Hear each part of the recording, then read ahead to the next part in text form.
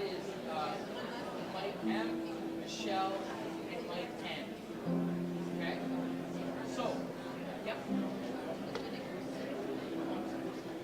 Number 1 was Bob, Mike M, Brewer, and Rita. Got any more questions around that? Kind of how those are being broken out? Everybody knows there are 2 questions that they got. Everybody knows that? Yeah. The only other thing that's left is running the all up. You are all given, you all feel a playing card at your spot. So for that question in that second portion, if there's a question that you feel passionate about, that you want to weigh in on, but it's not your question, that's when you get to play your card and you're given it. So that you just have to say to me, put your card up, and then I will give you your left.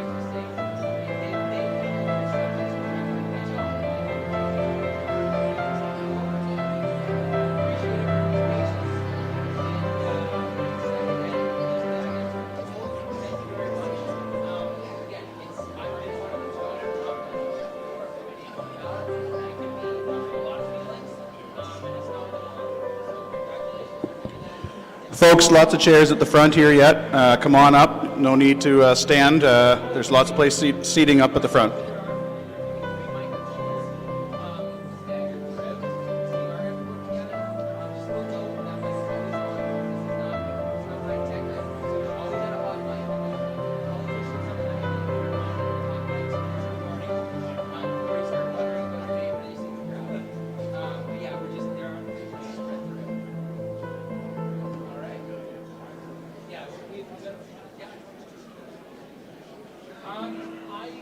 I'm very much whatever you're comfortable with. So if you, now sometimes I know people in a session like this in an audience that have different faces. I'm also, I want you to be comfortable. Right? So maybe we can go in here in about 3 or 4 minutes. If you want to grab a drink of water and then we'll get going.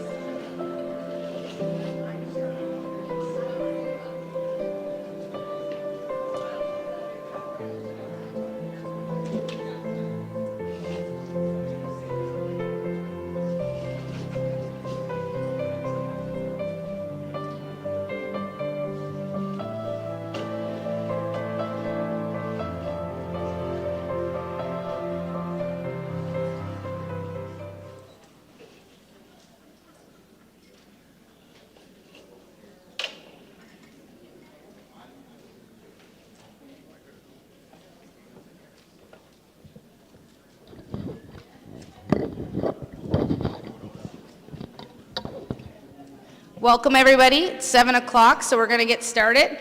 Thanks everybody for coming out. Just a few housekeeping items. If you could make sure your phone's on silent, please. The bathrooms are at the lobby where you came in, and the exit, there's exits there, at the back here, and at the lobby where you came in. Again, thank you everybody for coming out.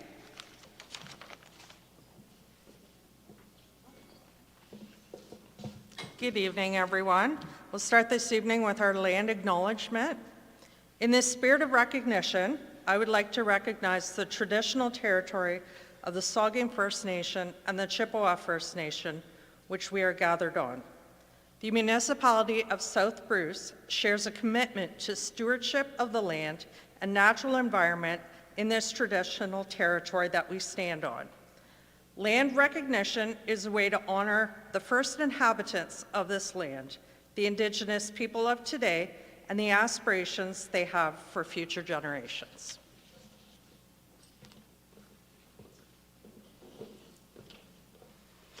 Good evening, everyone. Adam Ireland here from the South Bruce Community Business Association. Thanks for coming out. This is a fantastic turnout. I will once again let you know there are chairs up front. Feel free to come up. Really prefer, if you're going to move now before we get into the meat of the meeting. So just stand up, start walking up to the front. There's lots of chairs. I would like to introduce this evening's moderator. Stuart Skinner is a sixth-generation hog farmer based in Perth County. Stuart has been a strong advocate for mental health in farmers and is known for sharing his very real and authentic struggles with people all over North America, I guess. Stuart, yeah. Stuart has worked as a commodity trader. He has a Bachelor of Commerce degree in Ag Business and a Master's of Science in Ag Economics. Stuart has taught at the University of Guelph, and then he returned back to his roots on the farm. Nigel, come on. Don't worry, don't worry about offending me, Nigel. Come on in. Stuart has been involved in politics for a lot of years in many different capacities. I think the current one would be sitting on the board of the Perth County Pork Producers. Is that correct, Stuart? Stuart's very, yeah, farm politics is as hot as you need sometimes, isn't it? So if you would thank me for welcoming Stuart. Stuart's going to look after the meeting from here on in, and he'll give you a little bit of a rundown on how things are going to go. Please welcome, join your hands in welcoming Stuart.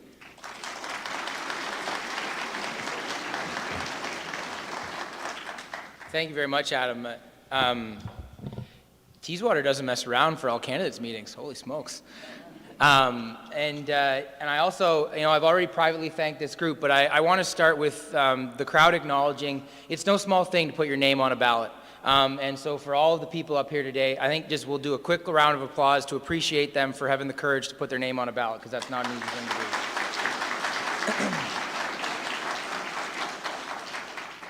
Just to kind of go over very quickly our format for this evening. So what we've tried to do is acknowledge, and just to give a little bit of, Adam referenced, I am a pig farmer together with my wife. We've been running a farm called Amani Farm since 2015, and one of the things that we've been lucky enough to do is we have pigs throughout Bruce and Grey County, and a smattering of Huron too, if we want to get technical. This isn't where I am from, but I am around here quite a bit and acknowledge that there's some really important issues that you guys are working out as a community. So in saying that, the first portion of the evening is going to be dedicated to questions surrounding the DGR. And all candidates involved in this election will be given the opportunity to address those questions.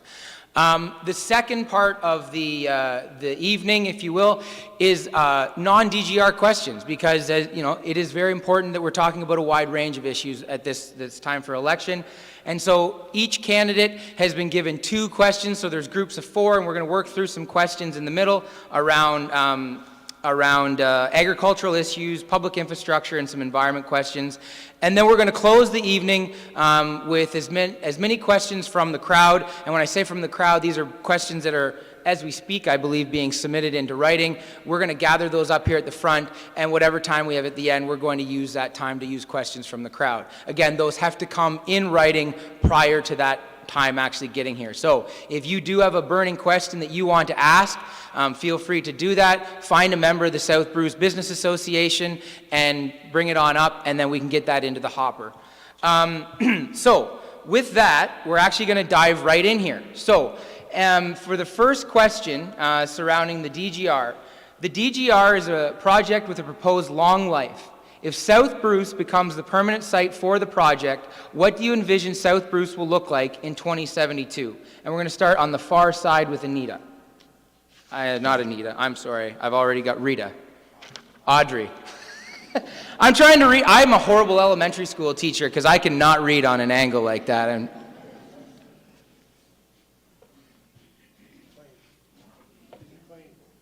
Yeah, no, for the DGR, we're all speaking to those ones. Yeah, yeah, it's only the middle portion. Yeah.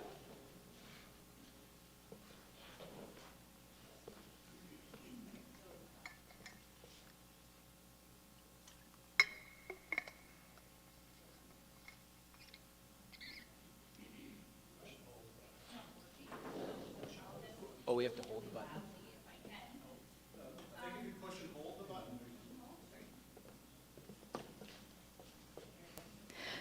Hopefully that works better. Yeah, that works better. Thank you. So question around what we would envision South Bruce to look like in 50 years from now. So my feeling on this is that we can't predict the future. We don't know what tomorrow's going to look like for our community. Anything can happen. If you think about world conflicts, you know, Russia's going through a really hard time, and even that landscape changes every single day. So unless we know the true aspects of this project and what it means for the community, I really can't comment on what it would look like because it could be anybody's guess. Thank you. Go ahead. So I was guessing as well, and due to the hydrogen fuel utilization mandates and the recycling and reusing of spent uranium being perfected in the 2060s, the DGR hole has become South Bruce's biggest tourist attraction. Something we've always wanted, a vibrant tourist attraction. And unfortunately, the Toronto Maple Leafs have still not won the Stanley Cup.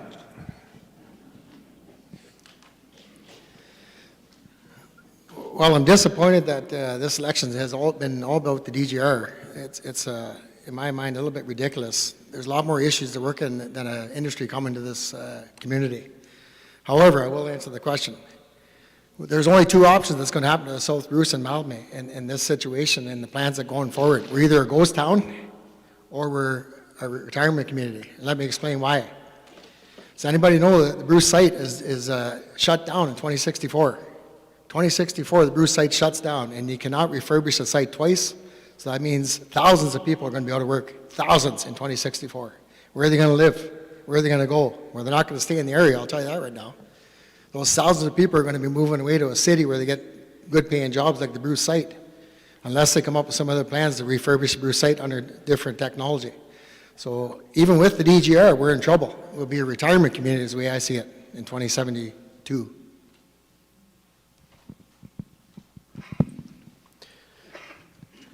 "50 years is just almost impossible to grasp how far out that is and what things are going to look like. But my vision of what this area would look like in 50 years with this DGR, with the development that it will bring, possibly there'll be a new school here, possibly a new arena.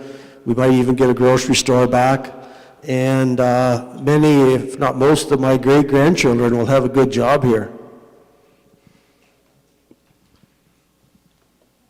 To quote Winston Churchill, he says, "The farther you look back, the further you see ahead." I think 50 years down the road, we may have found a better idea than putting it in the ground. I'm being hopeful. I believe if they were looking now, and they had been for the last 30 years, we'd be a lot closer. It's impossible to task to look into a crystal ball like that and actually see what's going to happen. But anyway, that's what I thought of when I took it. Okay, the question here is, what will South Bruce look like in 2072 if it comes here? Naturally, there'll be a lot more new homes. There'll be a lot more businesses to serve the DGR. And we are pushing that the administration staff also comes here to our community. Now, our infrastructure will be a lot busier, so it'll have to be expanded. There's going to be a lot more transportation. So there'll be a lot of strange people and a lot of stuff that's going on. But the only one little concern that I have is that we might lose the small town feel that we have now. We might have more of the big city type thing where you don't know your next door neighbor. But anyway, that's what I think it'll look like if it comes here. I think that we need to focus on the science. Here, we'll take that. So we're just going to make a quick note. There are some people at the back. We're getting feedback. So actually, if we don't mind standing for folks, apologies to the first side. We'll get that on the background. But yeah, standing. And then if you don't just mind leading with your name, just for the folks to remind everybody your name. Mark Getz. So I think we need to focus on the science here. Science has figured out how to handle this material in its most volatile state. And I think science can tell us how to handle it in its half-life, in the last half of life. I believe South Bruce could prosper from this if the science dictates that it's safe and suitable to properly store. To do nothing is not an option. It's not in a long-term sustainable place right now. And I guess if we continue to aim at nothing, we'll hit it 100% of the time. So it's important for our future generations that we not do that. Thank you. Rita Groen, running for mayor. What will South Bruce look like in 2072? I think we will have, with the DGR, we will have a lot of gravel pits, so we lose a lot of agricultural land. I predict that Gailey will not be in Teeswater anymore. With Chapman's in the agricultural business impact study, he said it's a lose-lose situation. So Chapman's doesn't want the milk from this area anymore. And I think with millennials and Generation Z wanting to know where the products are coming from, it will be a hard sell for agricultural in this area. And I still think with Bruce Power, Tiverton still doesn't have a grocery store after so many years. In 2072, I think Teeswater still doesn't have a grocery store. Thank you.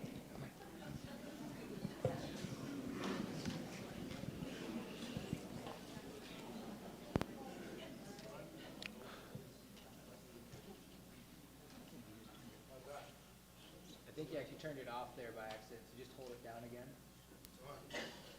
Okay. Yep. Testing. Hi, Mike McDonough, running for council in Teeswater, Colorado.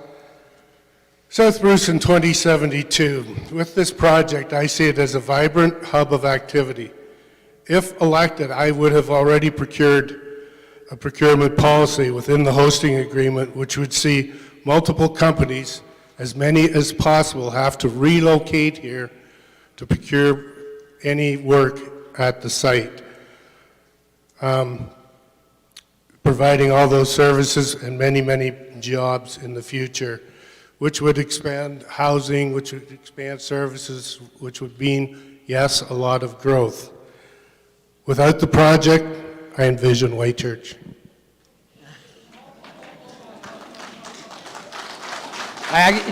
Sorry to interrupt here. I do appreciate that everybody does feel different things with different things. We'll try to hold our applause for individuals until the end. Thank you.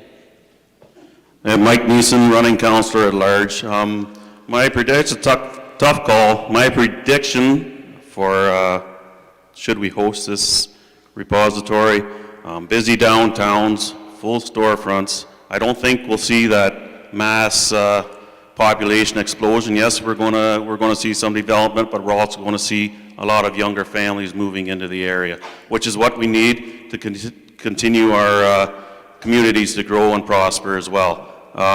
I see a modernized street fronts downtown, and moving forward, like I said, you're going to see more businesses move to the area.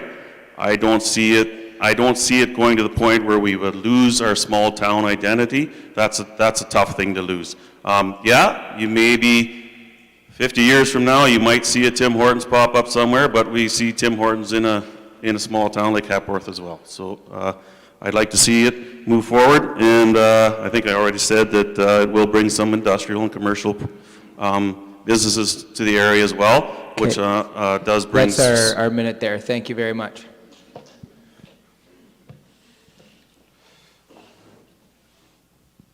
I'm Gord Ripley, and I'm running for councillor in Teeswater, Colorado.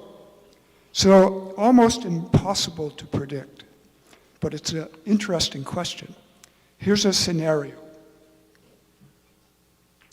2030, boom years, traffic, dust, noise, rapid growth, high taxes, Fort McMurray light. 2032, South Bruce is eliminated as a political unit and we are governed from Port Elgin. 2035, the NWMO is privatized as Bruce Co. 2037, Bruce Co. is sold to the American conglomerate Monsanto. 2045, Bruce Nuclear shuts down prematurely. This eliminates many local jobs and industries. 2050, the population is shrinking. The public perception is that South Bruce is a bad place to live, farm, or raise a family. 2072. Okay, we're going to have to cut you off. Sorry, that's our minute. We are going to attempt to be very firm with our enforcement of 1 minute. Thank you. In 2072, we become white Sir, trash. sorry. Michelle Stein. Predicting 50 years into the future. The past few years have shown us how quickly everything in the world can suddenly change. The operations phase is scheduled to begin 2040 to 2045. Bruce Power is scheduled to shut down Units 1 and 2 in 2043. So I question how many positions will just be transferred employees versus new employees. But Concession 8 and the roads and bridges needed to get to the waste facility will be in great shape. But will there be an exclusion zone because of terrorist or food safety concerns? Will we have become the place to bring more toxic waste? Unfortunately, we can't predict the future, but we can look to the past. Accidents and issues that have had lasting impacts on communities with previously internationally accepted best practices should make us ask some hard questions.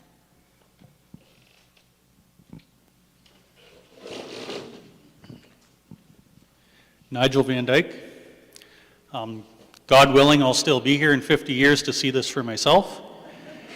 If the DGR comes to South Bruce, I envision a vibrant South Bruce where the schools and community centers are full and where our infrastructure and asset management plans are fully funded. We have new housing developments in each town, main streets full of retail stores, new commercial businesses, and the NWMO's Center of Excellence, housing a remote campus where students in nuclear, environmental, and agricultural fields can learn and participate in one-of-a-kind co-op opportunities. Nuclear experts from around the world will travel to our Nuclear Center of Excellence to learn about North America's only DGR and visit North America's largest nuclear power plant at nearby Bruce Power. Thank you. Okay, so that wraps it up for question 1. And actually, Nigel, we're going to start with you. Down the line, so I'll read the question and then we'll start with you. Okay, so that brings us to the second question in this section, and we're going to do this one in reverse order, so we're going to start on this end and we're going to work our way down. So the question reads, if the DGR is sited in South Bruce, what do you think are the 3 most important items to be negotiated in an agreement between South Bruce and the NWMO? I've taken my 3 most important items to be negotiated from the current Memorandum of Understanding and Guiding Principles document. So number 23, the NWMO will enter into an agreement with the municipality providing for community benefit payments to the municipality. We need to make sure we have a financial compensation coming our way that's suitable for what we're undertaking here. Number 32, the NWMO, in consultation with the municipality and other local and regional partners, will prepare a strategy to ensure there are sufficient community services and amenities, including health, childcare, education, and recreation facilities. So in partnering with the NWMO, we need to make sure that we have adequate facilities in our municipality. And the last one, NWMO will provide the municipality with an ongoing and active role in the governance of the project. So South Bruce will always have a say in what happens at the NWMO project. Thank you.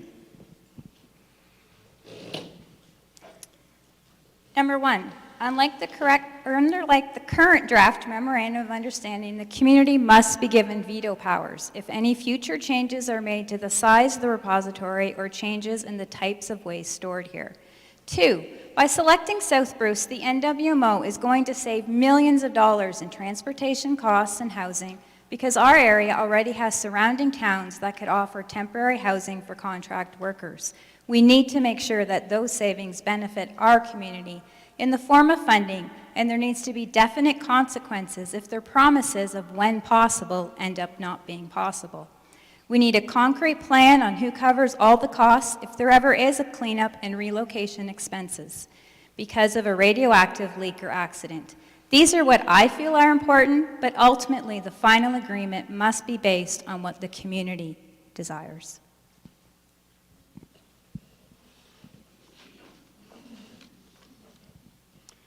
I believe the most important aspect of such an agreement would concern the responsibility of the NWMO to pay for infrastructure upgrades that are deemed necessary to the success of the project.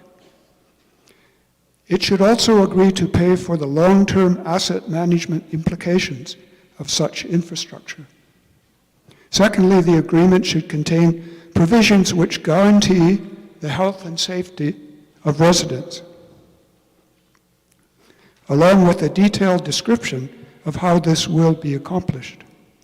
Lastly, an agreement should outline in detail the scope and size of the project and designate a clear and binding limit.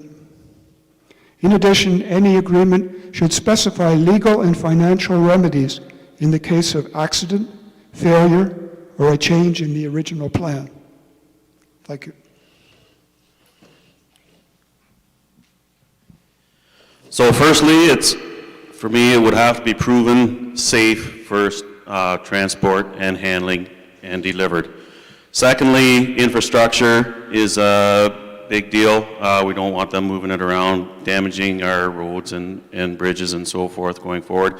And thirdly, any kind of adversely effects on our communities, including our downtowns and housing, which includes schools and everything else, how it's going to affect our communities moving forward. I must start off by apologizing to White Church. It is a lovely hamlet. My apologies. The three things I'd be looking for would be money, money, and money.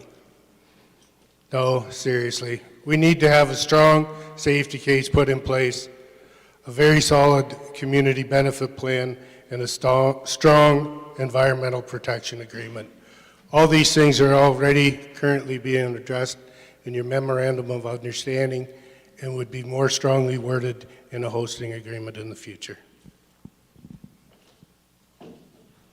The first thing I want to go for, it must be safe. Every health consequence, it must be in detail put in a contract. What will be done with a spill or with an accident or when it starts leaking. Financial compensation for infrastructure, the bridges. Is it only the infrastructure that is used by the trucks and equipment for the DGR? Is that only improved, or are other projects and other bridges outside well-traveled roads used for the NWMO? Are they falling that we can improve them? In every case, the residents of this community should have the vote through a referendum, and it's binding. So my three items that I'd be asking for, one is the financial restitution for hosting it, number one. Number two would be protection of our natural resources and restitution if there's any adverse effects on any of that. Number three, and they're in no particular order for importance, but number three, I think there'd have to be protection against all other businesses in South Bruce if there's an adverse effect to any of the other businesses as a result of this DGR. Thank you.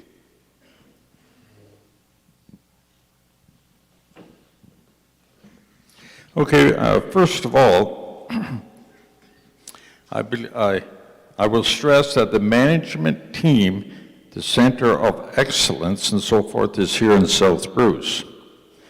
And that also that the roads are rebuilt to county standards and different routes to and from the site, the administration building, and the Center of Excellence.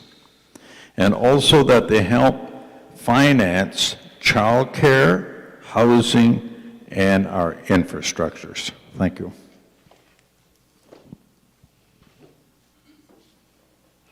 Three most important items, I think, is safety, and be other stakeholders' considerations as well. We're not in this alone by any means. Our communities around us will want to have a say in it as well. And any change of intentions, for example, if they decide they had an arrangement made with the United States or other parts of the world to bring in their waste, I would like to see that there is something in the agreement that would not allow that. Mark Ireland, I would demand immediate and long-term support of our infrastructure. I know a lot of the other contestants or candidates have mentioned that already. I had a moment this past summer doing some custom work in Kincardine Township, and I was traveling on a side road. Now, it's not a concession road, that was a side road, like our side road 20 or 25, and it was paved, not tar and chip, paved from one end to the other. That's what the nuclear industry will do when it comes to a community. So the other thing is I would want to have is control and input into any future development at the site, and I would want them to agree to a policy of local procurement of input into the project, and that would support local jobs. Jeff Getz for the Malmey-Carrick Ward. The guys have hit the nail on the head in most of these things, and safety's up there with the first one. Of course, they got to guarantee the health and safety in the programs that are going on when they do this thing, including the traveling down the roadway. So we should sign off on that as a council, I believe. And as a chemistry guy, I'd like to get my hands on their quality control program so we can make sure they're doing quality control of their site. Financial restitution will cover a lot of stuff, roads, bridges, all the stuff that impacts the community. But let's be in reality here. We're not talking a huge number of employees here. This is a fraction of people that work at the Bruce site that are going to work at the DGR, a fraction, a few hundred at best. So we're not talking a lot of people coming to this community because of this project. Maybe to build it, yes. Once it's up and running, no.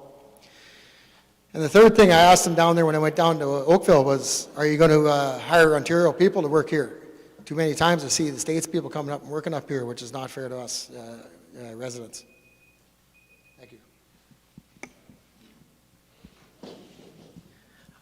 Thanks. Sandy Bunker, running for Councillor at Large. And I was really challenged to think that there are three most important items, so I don't have the three most important, and I can't disagree with anything I've heard here tonight. Having lived near a hazardous waste site for 30 years, I believe, and then finally deciding to move to natural South Bruce. What I thought was very important was that South Bruce retain an ability to issue stop work orders if things aren't going the way that they should be, independent and continuous monitoring of the site, and contingency plans regarding legacy issues. I feel like I got the short end of the stick because all these fine candidates have answered a lot of this question, but I'll try my best. So number one for me would be health and safety, of course. That's always what I advocate. I work in an environment that's very health and safety conscious as well, and it's glad to see that young people have that mindset as well. But another thought I had as well is, you know, if I ever wanted to move out of the area, for instance, and this project came there, what would my property value look like? Would there be compensation for me if it was negatively affected because of this project? And I also want to make sure we're consulting with our neighbors, the communities that the waste would go through. Are we consulting with our First Nations? Are we consulting with county officials to make sure that we're looking at all the most important items if this project were to come to the area? I think I'll just stay. Thank you very much. Okay, so we're going to move into our final question for this section, and we're just going to keep with the boomerang theme that we've invented here so far. So the third question and the final question in this section, excuse me, will you respect the will of the community if you are elected and a referendum finds that the community supports an outcome that is not consistent with your personal convictions? How will you accomplish this? Thank you. I apologize. I did not introduce myself properly. I am Audrey Bross from the Mile-Carrick Ward, so thank you for having me here tonight. Will I respect the decision? Of course. You know why? Because I'm an adult, and people differ on their opinions, and that's just life. So yes, am I going to be happy about it? Probably not, but that's not your concern. That's just something I would have to deal with. So I will totally understand that. But this position, being on a councillor, it's not what I want. It's what you all want. So I want to make sure you have that choice and you have a vote.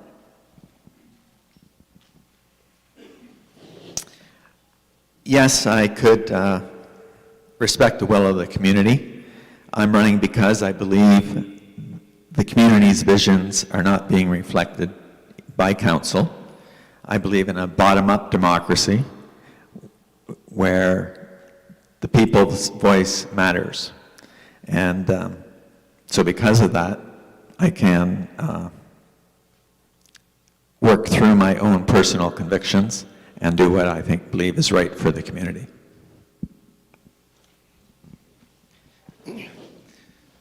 I actually had no convictions about the DGR at all. Worked my whole career in nuclear, I had no concerns at all, and people I talked to in Malton had no concerns as well. It never even came up in the conversations that were running for council.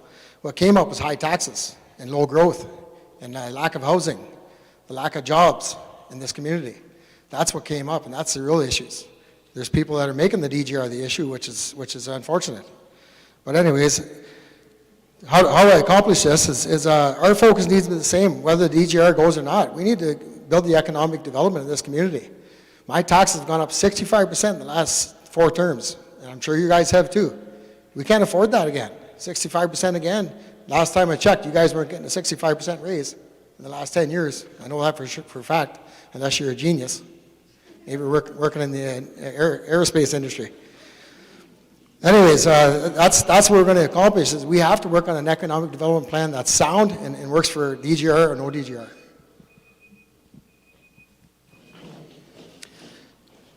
Thanks, Jeff. Pretty easy answer. Will you respect the wishes of the community? Of course I will. And I'll continue to do what I've always done and work for the betterment of South Bruce. In doing that, I will always stand up for democracy. We've got this far in this process of the DGR following a strict democratic model, and I promote that to the end. Yes, of course. That's democracy. That's the way it works. I don't know what more I can say about that. I guess I'd be disappointed, but you'd have to get over it. That's life.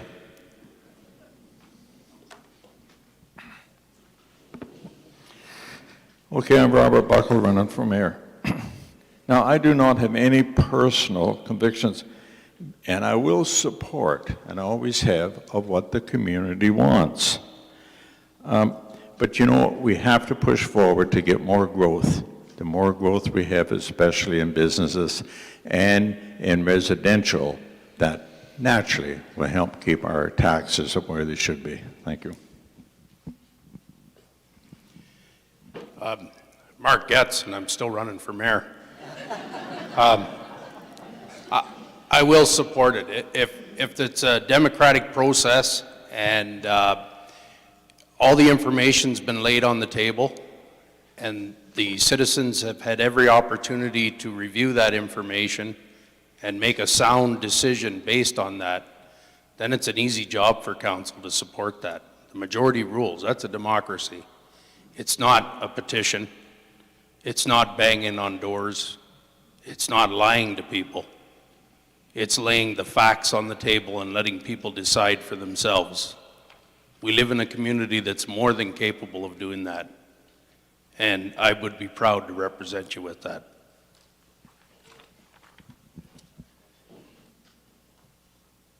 I will respect the will of the community. We must listen to the residents. I think the last term that this council didn't listen became like with a petition for 1,754 people voted for our risk, our choice, who wanted a referendum. And nothing, no discussion, no vote on it. We need jobs and housing, and we can get that through other light industry, manufacturing, ag foods, and other means. Thank you. I'm just going to jump in here. I would really ask the crowd, let's keep our commentary silent, please and thank you. Mike McDonough. Yes, definitely. I would respect any decision made by the community in terms of a referendum decision based on facts, not fear, honesty, and information. I don't believe a decision should be made until we have all the information gathered and all the facts are presented. If the decision were to go against the project, council will have a monumental task running the municipality unless taxes will increase, services will be cut. Thank you. Absolutely. I've represented taxpayers for 2 terms now. I'm now seeking my 3rd. If it is brought forth after the studies and everything is completed and the referendum is completed that the taxpayers do not want this, that will be up to council, and I will fully support moving forward with a resolution to declare South Bruce an unwilling host. And also 1,700 signatures on a petition still leaves out 4,000.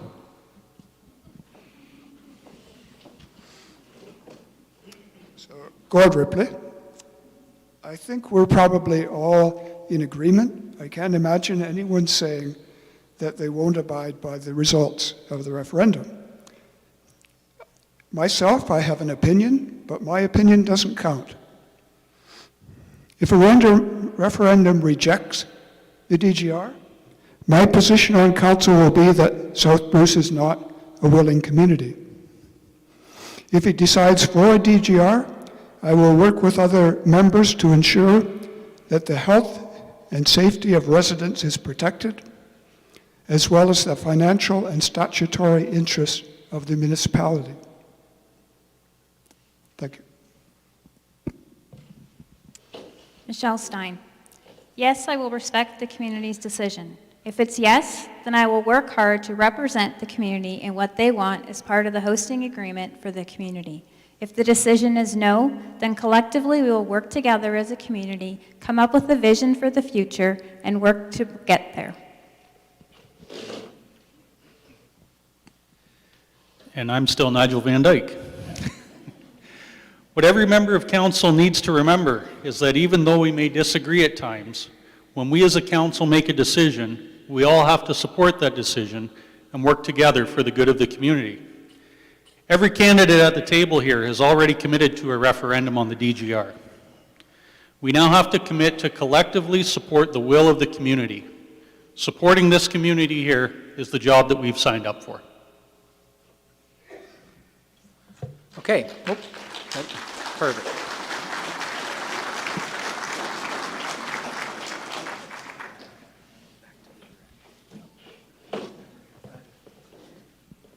All right, thank you. So that brings that first section to a close. So for the next section of questions, not every candidate is going to be answering. So we have a series of 6 questions where a selection of the candidates, so 4 candidates will get to speak to it. And then to attempt to introduce a bit of levity, every candidate has been given a playing card. So if they have a question they want to weigh in on but they were not selected for, they can choose to play their card. So if you're wondering if somebody's waving around a playing card, that's because they're trying to get the moderator's attention, not because we've invented some sort of weird card game here at the front. So the first question, and I just want to actually make, before I launch into it, a note on the 2 microphones here, guys, that have got cords. I believe it's just a quick toggle switch to turn on. That's what we're, yep. So just instead of us trying to run one mic back and forth. So if we, yeah, perfect. Okay, so the first question, the question itself is, housing is a major concern in the region. What do you propose to do to increase the supply of not only single-family units, but also high-density, more affordable rental units? And so the first person addressing this will be, do we go by Bob or Robert? All right, well then, my book says Bob, so Bob's up first, and he will be followed by Mike M. Okay, as you all know, I'm Robert Buckle. Housing is a major concern, not only here, but all over. And whenever I'm in discussion with Bruce County, and particularly the provincial government, I request and strongly request that somehow they've got to give us financial incentives for the developers and new home buyers. There's no way that the municipality can use our taxes, and which would raise them, to support housing. We need outside help. Okay, so the next we've got Mike. Really should have wrote down the whole last name and not the last letter of their name, because Mike M isn't all that helpful for the folks trying to know whose names are on the signs.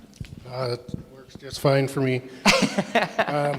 So, to the question, we need to work closely with upper tiers, in the example, county and province, to allow development of A1 lands. Now this sounds like I would taking hundreds of acres out of production. Not so.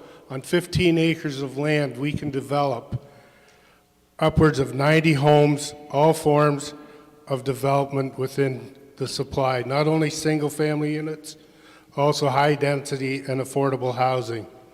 Just recently, this council has moved forward with a little bit of a holding on a 12-unit apartment in town. So this past council has very much been pro-development and housing. So we just need to work with the upper tiers to get a little bit of the strings loosened and the red tape cut. And we're going to move on to Gord next. And then Rita, you'll have the last word on this question.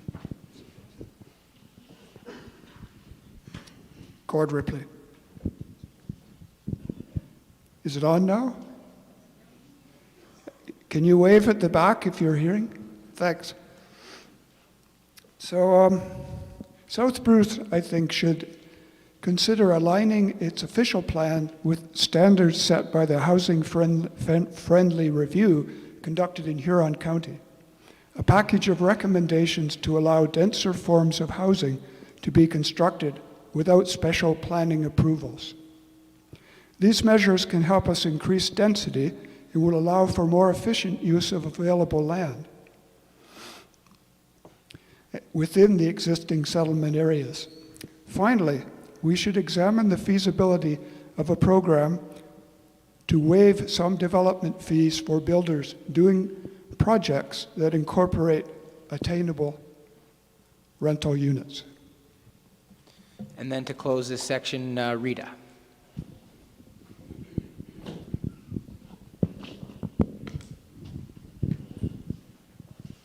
we need more affordable housing in this area, high-density housing, and we must be creative also with housing. Build a unit above your garage and rent it out, or have your parents there, or an adult child who wants to live on him or herself, and that they are independent. Even second houses on farm properties, or having a cluster of houses on a farm, that you have in a corner from a farm and you have 4 or 5 houses, and that it doesn't split up the whole farmland area. Thank you. Okay, I don't see anybody waving any playing cards, so we'll move on to the next one. All right, so the next question, and it's going to start with Doug, and then move to Mike Nissan. Got it, nice. All right. Currently, South Bruce does not have any public infrastructure for charging electric vehicles. Do you think that publicly available EV charging stations should be built, either free of charge or pay per use? Why or why not? And again, we're going to start with Doug. So that's seems what it's coming in down the road in the future. They say by 2030, one of every third car sold will be electric. So yes, we're going to need charging stations, and I do believe that these things should be privately run, and we really shouldn't have any say over it, specifically us as a council. Do you think free of charge? No, we don't want to burden our taxpayers by giving free electricity away. I guess that's all. So we'll move on to Mike, and then Mark Ireland will be following Mike. Thank you. Yep. You hear me? Yeah, so this is actually something I actually did bring forward at ECDEV Tourism Workshop. With the popularity increasing with EV vehicles and going through our towns to get to people actually map out their routes when they're using them, because they only go so long. So what I'd like to see done is there are modernization funding available, and there are grants available for modernizing our downtowns. I would like to see the municipality move forward in putting them in, and it should be a user pay system. You use it, you pay for it. But yes, I do believe we do need them in our towns to keep people stopping in our towns. And then Mark Ireland, followed by Nigel. Yeah, this is kind of a no-brainer, really. As the number of EV vehicles increase, if there isn't a charging station, we'll lose out on tourism and travel opportunities to our town. The one thing about an EV charging station is that the person has to sit there for a while till it gets charged. So that is going to be really beneficial to the downtown, because they're going to get out of their car and go spend some money. That would be my plan anyway. And absolutely, it has to be user pay. All services need to be supported by the users. And then last speaker to this one, Nigel. I'm going to say, Mark Ireland, you stole a bit of my thunder there. Yes, absolutely, we should install electric vehicle chargers on our main streets. EV chargers will work hand in hand with our tourism industry. And on main streets, like Mark said, whether it's Lismer's Home Hardware, or the Mildmay Cheese House, or Wentz Jewelry, any of these fine businesses in our community would, I think, greatly benefit if we have people who are driving electric vehicles. They park their car and they have to wait for 30 minutes for their vehicle to charge. They're going to spend time shopping in our local retail establishments, and that's good for everyone. Anybody wishing to play their card on the EV question? No, we're stacking these up for the end. It might get spicy here down the road. Okay, so the next question, and the first speaker to it is going to be Mark Getz. We're getting them. All right, so the question here is, South Bruce counts on agriculture as a key cog in the local economy. However, farms are consolidating, there are fewer producers, and the average age of these producers is increasing.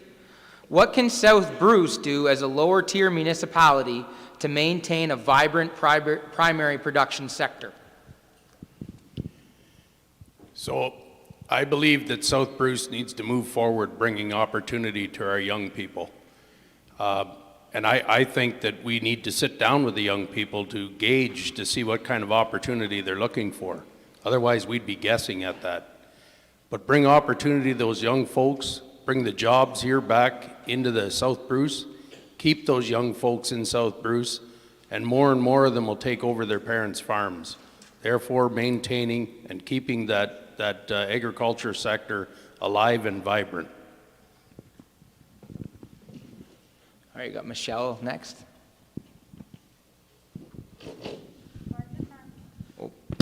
Sorry. Larger farms still require employees and they still provide taxes. I've read the agriculture report released in August 22, and Ashley Chapman was contacted by the consultant and quoted as saying, "In our opinion, as one of the largest processors of Canadian dairy in Canada, this is a lose-lose scenario for consumers, processors, and dairy farmers. One way to provide smaller-scale farming is to encourage direct-to-customer marketing. But how many consumers will choose to eat or use products produced near a toxic waste site? But during our cottage season, could we host a monthly farmers market showcasing our many unique products, local foods, restaurants, and businesses? Could we create a Made in South Bruce version of Explore the Bruce?" Thank you.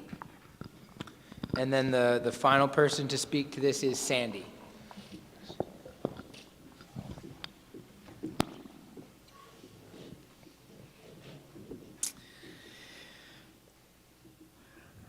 There is a contradiction in the growth of agriculture and the people in agriculture. As the equipment gets bigger, the number of people required gets smaller. This consolidation caused by better equipment moves into the processing sector as well. There are fewer processors. The suggestion of smaller farms with direct sales is promising, but we have to face the fact that South Bruce is limited by the proximity to a large urban market which appreciates knowing who produces their food. So this is going to be a challenge, and it's one that can be met by communities closer to large urban areas, having more market gardens. And so we can have more smaller markets, but it's hard to be a replacement for enticing a lot of small people to take it up. Not seeing any cards. I mean, you guys must not like euchre very much in Teeswater. I don't know. Alrighty. The next question here, and the first speaker to it will be Nigel. Question number 6. Unemployment levels in this region have been very low recently, and most employers are finding it difficult to attract and retain workers. How do we adapt our community to be more appealing to tomorrow's workforce? Well, in my opinion, to combat this issue, more citizens means more workers. So I think that we need to build communities that people want to live in and communities that encourage residential development. And that leads into a lot of the platform that I've spoke to so many of you about. We need daycare programs. We need medical clinics with doctors. We need to refurbish and build up our community centers. We need schools. We need churches. We need parks. We need to support our volunteer organizations. If we do all of these things, people will want to move to South Bruce. And when people move to South Bruce, the workforce will increase for all those employers looking for workers. So we're going to move on to Rita now. And following Rita will be Doug. One benefit for this area for people to attract people the cost of living is less than if you go to Listowel or Kitchener-Waterloo area. So people are looking at housing cost. If we can make the employment that people don't have to travel that far, that is a huge benefit for people. People will choose to have a bigger lot around their house, a bigger lawn. That's beneficial, what we can offer still in this area. Have good library services, have studios, arts, that our sports facilities are up to date. Daycare for young families is really important for this area. Thank you. And Doug?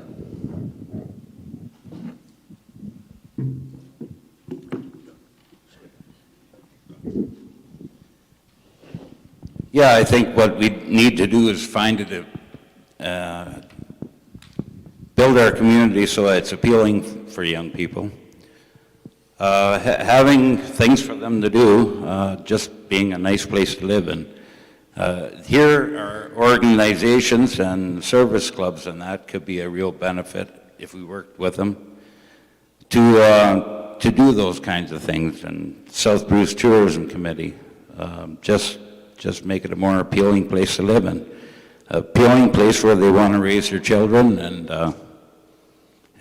find it's, they've looked around and it looks like it's a place they want to spend the rest of their life in. So. And then finishing out, Mark, you don't even have to play your card. You were the last one allocated for this one. I just wanted to draw that attention to me. I appreciate somebody throwing it out there. I thought you might have, forgot about me down here, kind of sleepy. It's like Kevin Coster said, you build it, they'll come. We just need the housing built, and we need the industries built to bring those jobs here. It's a little bit of a tough one because it's the chicken or the egg. Do we get the job or do you get the housing first? We need to show that we're a respectable community, and we've got some amazing volunteer groups in the communities here, and we need to respect those volunteers, and we need to encourage them to continue the good work that they do. And lastly, I would expect that we should, if we want to get people to come here and enjoy this community, we should remove all unsightly objects from the community. Well, I suppose I got caught with my own rules there. That was the end of the question, so I can't even gripe about those applause there. Does anybody wish to play a card on this one? To be honest, I've never seen 13 polite politicians willing to give everybody else the last word, so I'm not going to... Oh, thank you. There we go. We've got a card. I'm pulling hen's teeth over here. What the heck? I'll play the card. We're running out of questions here. So, if anybody, it's no secret to anybody, the unemployment, Bruce site and the Darlington site are gobbling up all the tradesmen for the next few years doing these big projects. So there will be employees available after that.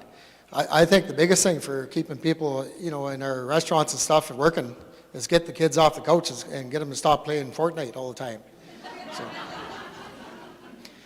I play Fortnite myself, but I don't sit around playing it all day. So we got to, if these younger people coming in, we got to want them to live in the community. And that means baseball, hockey, get them involved. And anybody know the price of hockey lately? It's getting up there. And some of these younger people can't afford it. That's the bottom line. We got to look at these costs. I'll keep saying it over and over again.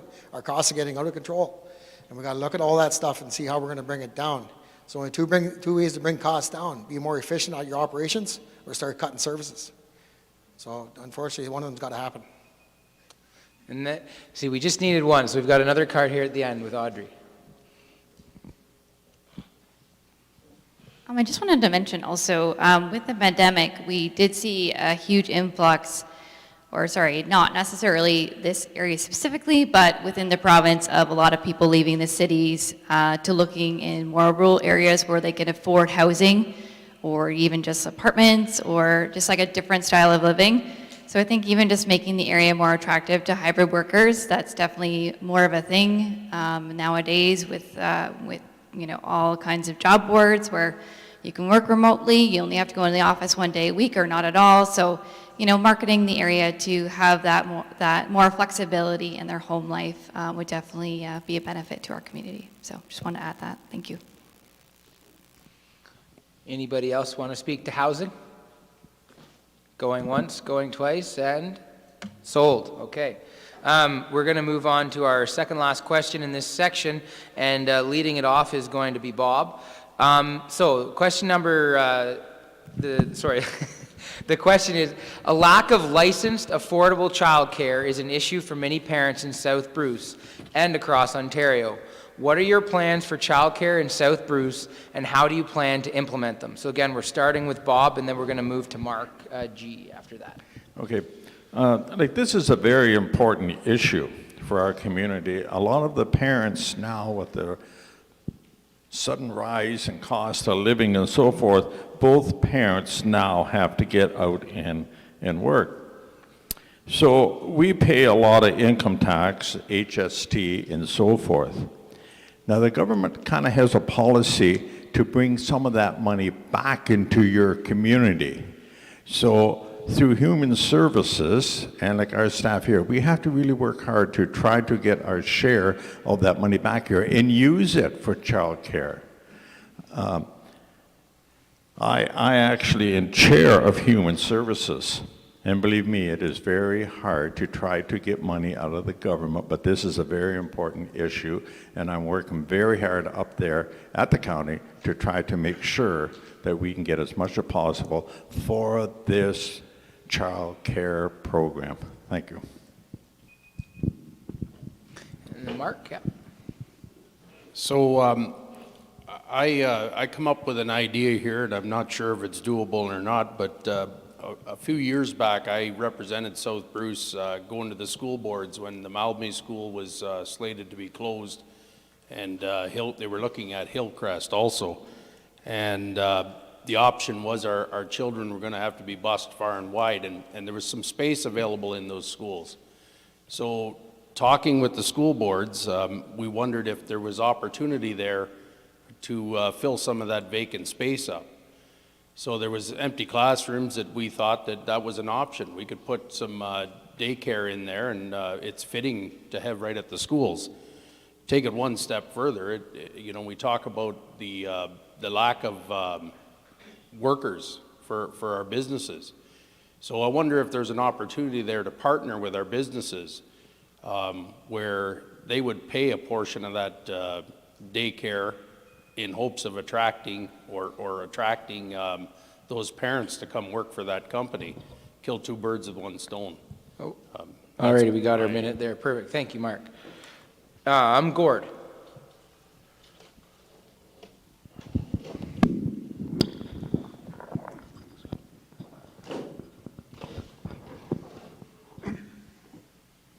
So it's been 25 years since I was involved in daycare.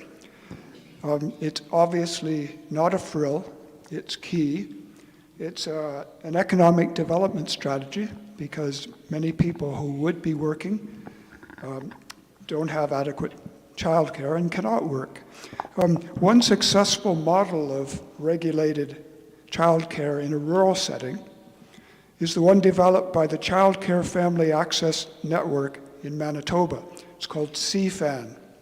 The CFAN model is based on a central administration for multiple sites to cut down on overhead costs. That's something that South Bruce could partner with neighboring communities and municipalities to develop. They could develop a network which would provide cost-effective childcare even without funding. Thank you. And then Sandy to wrap up this. Okay. The federal government has not officially signed the agreement for $10 a day with the province, and that's unfortunately not expected till 2025. We should be discussing with current providers in the area to see what they would require to set up more daycare facilities in our area. And I know from experience that that can be a challenge. Our granddaughter has just been through this, and her mom found it challenging. So there's also a shortage of early childhood education centers, and if we can get everything together, then the community certainly does benefit. Again, we've got Mike has waved a card here for us. Hello again. Yes, licensed daycare is very important. We need to establish it, be it municipally or through the county endeavors, or give assistance to people to open private daycares. We need to help them, assist them with cutting through the grants, the red tapes, and getting them established. We were very fortunate that the staff and council got together this past year, and we have a very successful before and after program operating in Teeswater as a pilot project. And I think with the success of that, 30 spaces were filled to the max, so that's to congratulate council and staff on that. And while it is a good idea to possibly partner with surrounding areas, I know that Wingham has a wait list of 65 children and Ripley has a wait list of 70. So it's going to be awful hard to share services. Thank you. Any other candidates want to play a card to, yep, Nigel?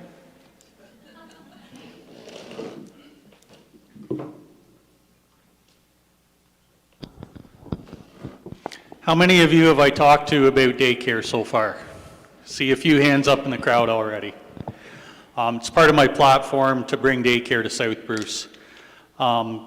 Bruce County currently already offers county-run daycare, and Bruce County has expressed an interest in expanding their daycare services into South Bruce. As Mayor Buckle said, funding is a concern with that. I've also talked to different organizers with NWMO, Nuclear Waste Management, and they've expressed an interest in supporting capital funding to build a facility so that we can have daycare. So we have people that want to do it, and we have people that want to help us build it. I think we're getting real close, and it's going to be one of my top priorities as your councillor. We're going to get daycare built here in South Bruce. Anyone else want to speak to childcare? I hear some people just eager to start clapping for the end of this one. All right, okay, so we'll wrap up the childcare. Clap if you wish.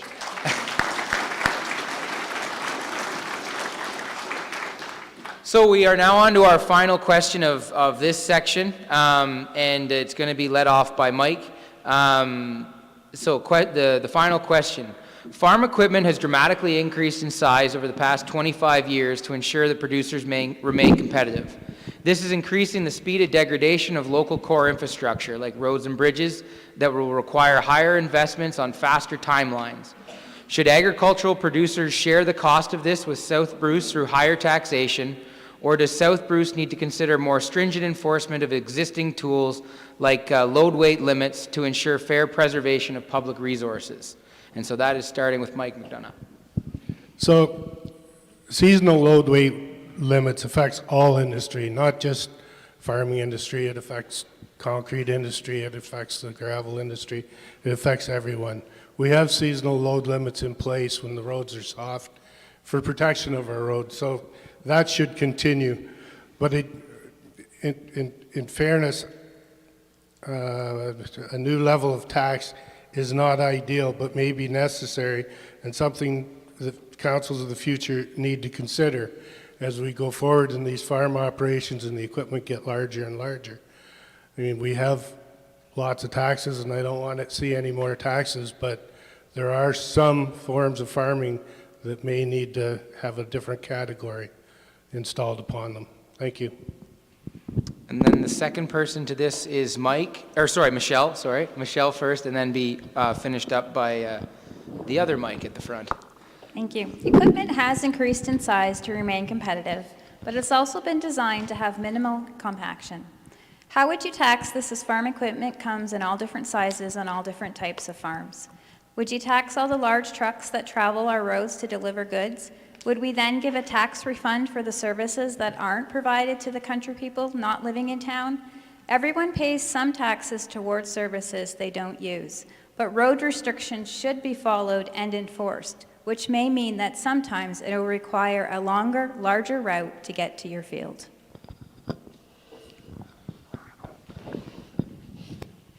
Yeah, like my counterpart here said already, we already do practice load limits. It's somewhat effective. As far as adding taxes, where do you draw the line to larger scale farm equipment? South Bruce has an abundance of gravel pits as well, which trucks roll up and down the roads, as well as cement trucks. So how do you tax one and not the other if one is proven to be more heavier on the roads itself? So no, I do not approve of or support another tax on vehicles. We have been practicing some certain techniques with our gravel, our grading and stuff. We pack our back roads and stuff. I think they're in as good a shape as they have ever been. And Demerton Road is a county road.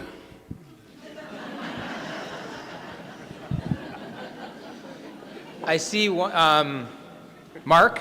Yeah, Mark just played his card.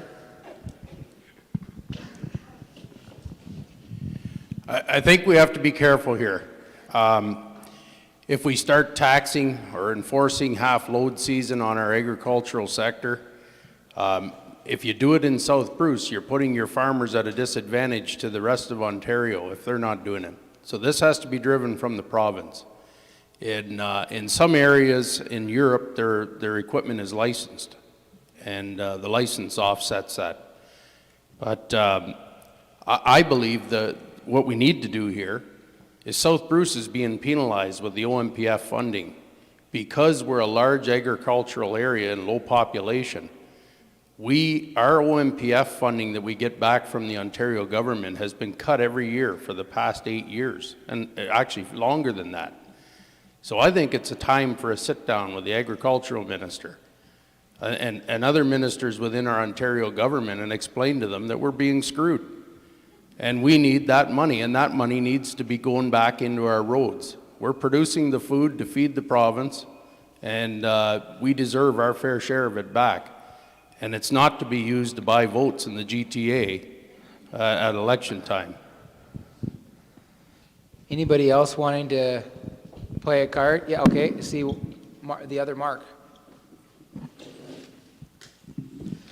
So this is a topic that I've argued with people about a number of times over the years. I certainly agree that the load restrictions have to be in place and have to be enforced, but I question the validity of the statement that farm equipment is beating up on the road system.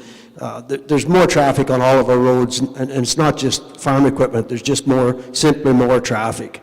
And there's a lot of facts that people miss out on here. I'll just go roll through this. Large farm tractors usually operate at 20 to 25 PSI on their drive tires, 5 to 10 PSI on the duals. Large flotation tires on heavy equipment run 20 to 40 PSI, and large trucks, and I could be corrected on this, Mr. Buckle will know, but I think they run 100 to 130 PSI on their tires. So there's absolutely no way that farm equipment is doing any more damage to roads than the heavy trucks that go up and down the road. Anybody else wishing? Yes, Bob? Well, I'll agree with Mark here. The government has cut back on the OOMP funding. That's what we used to call it. And at the county, we have raised concerns about that. But however, they say, well, look, we're making more grants available. And there's this grant policy that where the federal government pays 40%, provincial government pays 33%, and then we have to pay the balance. Now, we have got 2 grants recently, one for a sewer plant here in Teeswater and one for the new water tower and so forth, drill another well here in Teeswater. But there's 444 municipalities in Ontario. So we're all competing to try to get these so-called infrastructure grants out there, and there is only so many. And I just wonder now that the NWMO is talking about coming here, if maybe we have a little upper hand on the others, municipalities. I don't know.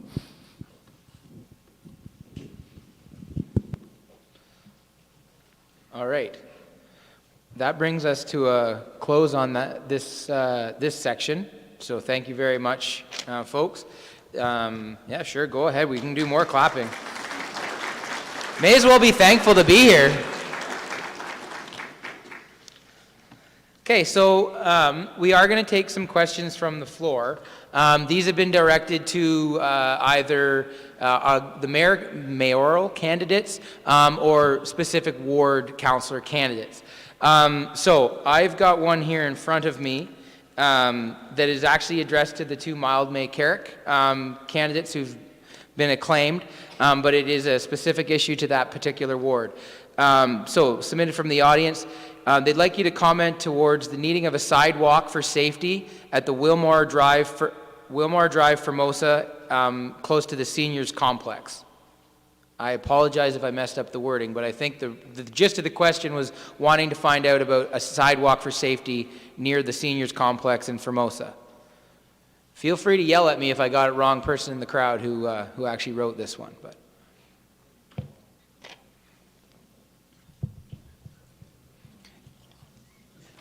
Audrey, go ahead if you'd like to speak to it. Sorry. Yeah. I apologize, I'm not familiar with that sidewalk, but absolutely, we have an awesome operations department at the municipality, so I think it's just making a residential request on that and seeing where we get. But I mean, if it's a safety concern and we've had incidents, if it was something that happened at work, we would address it right away. Health and safety is #1 priority, so I definitely would like to address that. We were just talking, Mark and I, wondering if that was in the Colorado side, but I'm not sure if it is or not. He says it's on the west side, so maybe Mark can answer that one. No. So I volunteered and helped build some sidewalks for the Formosa homecoming there with Jeff Fisher and Clegg Dosman. So, hey guys, maybe we can build another sidewalk here. You guys want to volunteer there, Jeff? So, yeah, that's something that should be looked at, and you know, it can be done. This stuff can be done by volunteers. That's a good point. Like I know Mark Getz here in Formosa talked about volunteers. There's nothing saying stuff that can't be done by volunteers. You know that. Like let's get back into the volunteer and the community atmosphere. We're missing a lot of it lately. People are taxed for time and money, and we just need to push through that and start volunteering again. So I'll give you a call, Jeff and Clegg. Okay. This next question is for the three candidates for mayor. Excuse me. What role do you see for council in reducing / eliminating South Bruce contributions to climate change? And then secondly, becoming more resilient in the face of potential or expected effects of climate change. So that again is for the three candidates for mayor. I think we'll start with Bob. We'll go to Mark and then finish with Rita.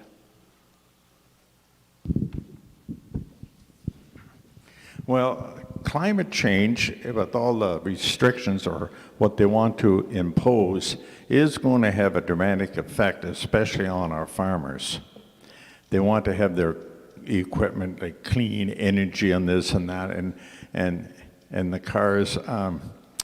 I do realize we do have to adhere to climate change, but moving very quickly at a tremendous cost to us, it kind of puts a lot of our businesses at a disadvantage, especially those that sell outside of Canada. So, yeah, like I agree, we have to do something about climate change, but let's not overdo it and go too fast. Once again, I feel that there's a bunch of education here for the upper tier governments.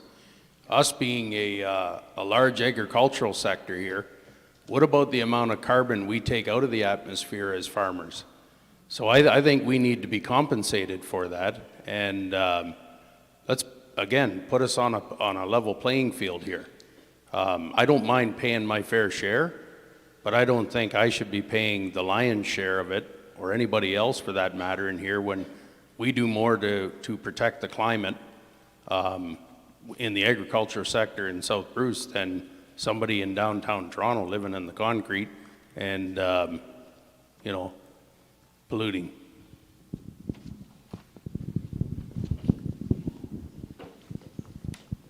We as ag sector do a tremendous amount, what Mark already said about carbon catching, like in our pasture fields, bush lots, alfalfa fields, and the crops that we grow. Also, we catch, like with real heavy rainstorm, we as agricultural area, we catch a lot of rain and snow, melting area. It takes longer before it ends up in our Great Lakes. So that is also a benefit for this area we are living in with our farm fields around us. And yes, climate change is there, and we better get educated in it, and it's changing, and we must go along with it. It's here. Okay. The next question is for the candidates running for Teeswater Culross ward. And the question is, how important as an industry is tourism, and what are your plans for it going forward? We're going to start at this end here, and this is where that handy-dandy list that's on my computer printer that tells me who's at large and who's Teeswater Culross would come really handy. So we'll start with Michelle. Thank you, Michelle.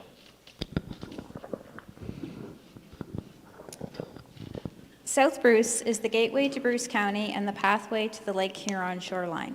I'd like to work with local attractions and businesses to develop a way to encourage people to not drive through, but to stop and explore. Again, could we create a made in South Bruce version of Explore the Bruce with South Bruce products as prizes? During cottage season, could we convince people to stop as we host a monthly farmers market showcasing our unique products, local foods, restaurants, and businesses? We have a beautiful, bountiful landscape. Let's work together to explore people to stop and explore for a while.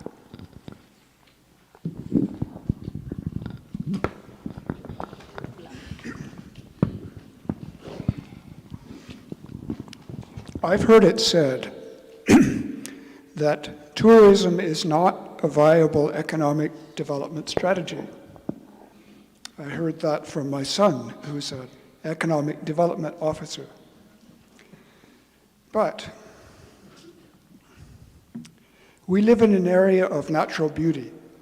We have no organized system of hiking trails, hardly any lakefront, minimal opportunities for canoeing, and scarcely any accommodation for tourists, and not much promotion.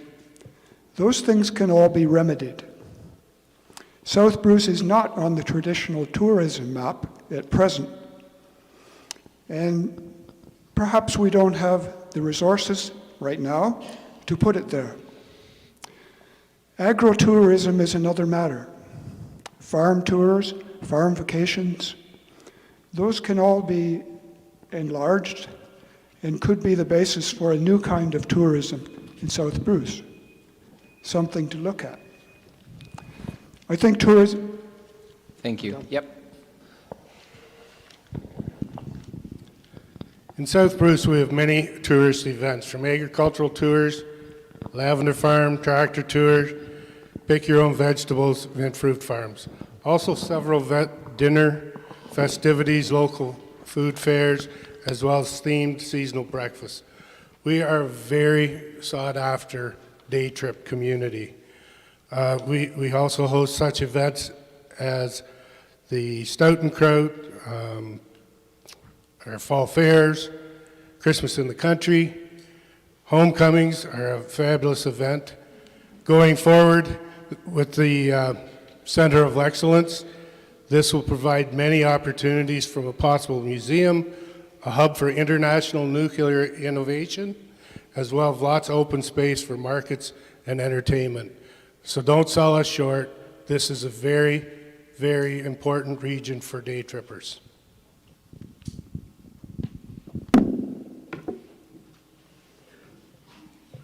Go ahead, Mark. Yep.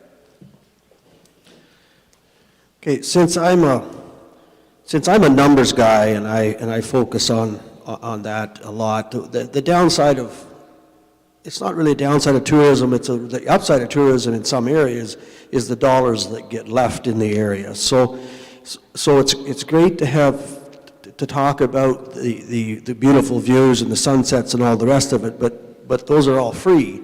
So we need to figure a way to get people to come here and stay, which then we need a place for them to stay, and we need places to squeeze the dollars out of them. I mean, that's a rude way of saying it, but that's what happens in tourist traps. We've all been there. So, one of the things I see is we're moving to non-traditional weddings, and we've got some venues in this area that could really capitalize on outdoor weddings, and then those people are going to need a place to stay and spend their money. Okay, this next question is for the at-large candidates. We'll start with Sandy on that end, and then we'll work back through the at-large candidates. The question reads, rental rates for municipal buildings, can it not be made more affordable for service clubs and organizations to rent for fundraising events to keep more money raised in the local community? Let's remember the spirit and heart that put them there.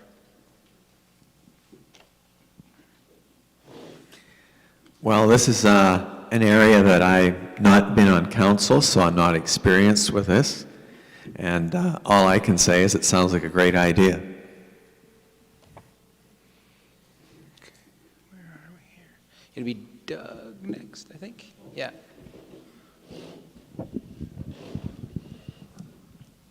No, our volunteer organizations, societies, and committees, whatnot, have done so much for our communities over the years. I believe that we should be giving them a break when it comes to something like this, a little something in return for all their efforts.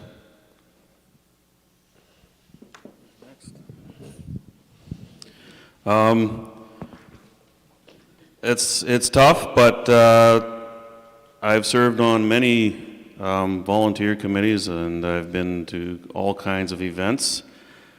I don't, and going forward, and this is going to be tough for a lot of people in the next couple of years. I know you've seen the inflation rates and the cost of running these buildings and going forth, and I appreciate the volunteers and what they do for the community, but at this point in time, what you do for one, how do you do it for the rest of them? And I think we have rates, they're set. And I believe moving forward, we still have to charge for the rates that are on the table.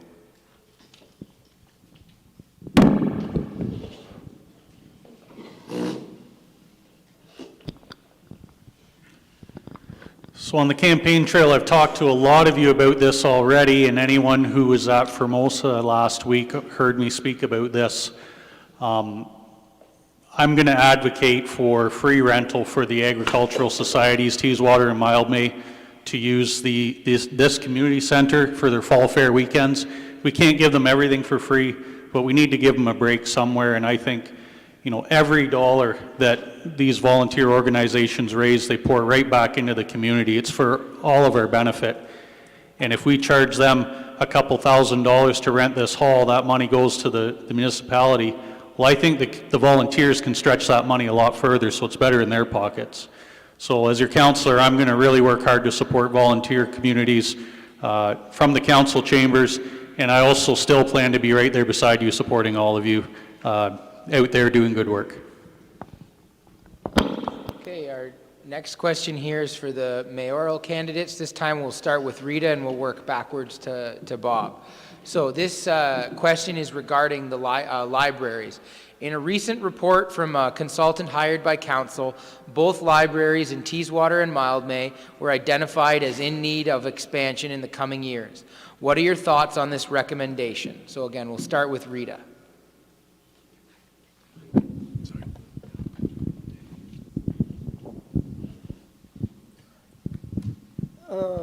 In Teeswater, every couple of weeks I'm in that library. Beautiful building, up to date. From young to old, there's everything. I know where the library is in Maltme. I was never in that building. But with how far apart and how stretched out we are, we need libraries in both. In Teeswater, Maltme, I know there is, I think, a volunteer library in Formosa. But no, we have to keep the services up how they are, and for sure with internet that is not everywhere available in our area, and libraries offer it for free. Thank you. Yeah, there's been a fair amount of money invested in the last several years in both libraries, and I try not to put too much weight on a survey that's been done by outside people. I'd like to hear more from the constituents as to what they feel. I don't think, I might be wrong here, but I don't think the folks in Teeswater would want to see us shut down that library and move to another location. If there's an opportunity and there's room to grow, well, we'd add on to that library. Maltme one is a little smaller, and I'm not sure there is room to grow there. You may end up with that one if the people feel that they want to expand, then we'd have to look elsewhere. But we've had those surveys done before, and to me, some of them aren't 100% accurate as to what we're hearing on the streets from our constituents. So I'd like to hear more on that from our people. Thanks, Mark. Actually, I'm a director on the library board. There is 8 of us. Now, we have now purchased a van, and this van, they gave us quite a bit of money, and we had a lot of people that sponsored towards it, and it goes around to the different hamlets where there is no library, and the response we're getting from the public is tremendous. Also, Brooks keeps track of the visitors and who they are to our libraries. A lot of the senior citizens do not have internet, or if in the country they can't get on it properly.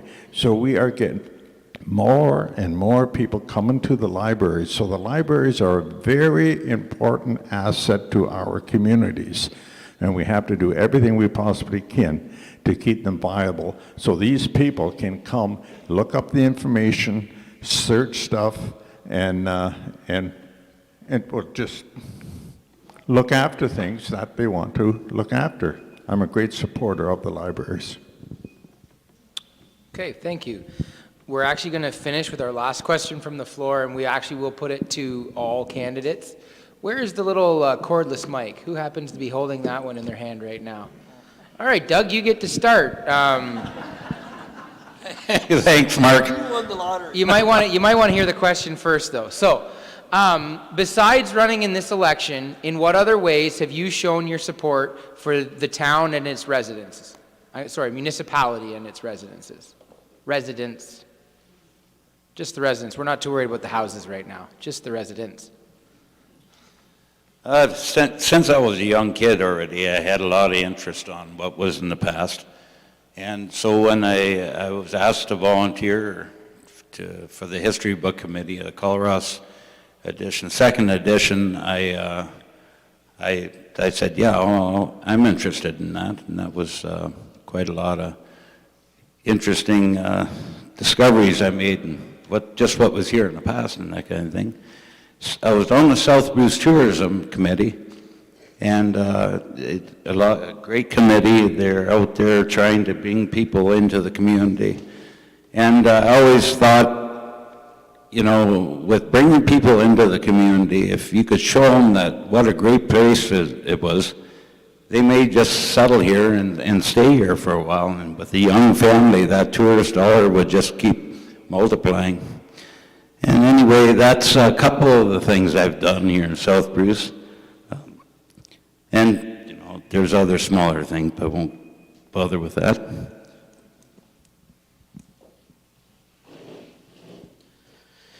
Yeah, I can go way back. At the I was a 4-H club leader at one time. I held various positions in the Teeswater United Church, which unfortunately is closed. I helped coach minor hockey teams for had to be 25 years. During that time, I was 2 terms of president of Teeswater Minor Hockey. Unfortunately, I never got to participate in South Bruce Minor Hockey and work with both centers, but certainly being there to watch my grandchildren play in both arenas, and it's a fantastic opportunity to see all the volunteers working in the arenas. Of lately, I'm very active in the Teeswater Fair. I should say actively. I haven't sat on the board for some time. I'm at the fair for 4 or 5 days every year. You'll see me on the track out there. So really, that's a lot of fun. And I guess as far as fun goes, founding member of Team Farm All, that us and Johnny Harris put Teeswater on the map. How far back can we go, Mark?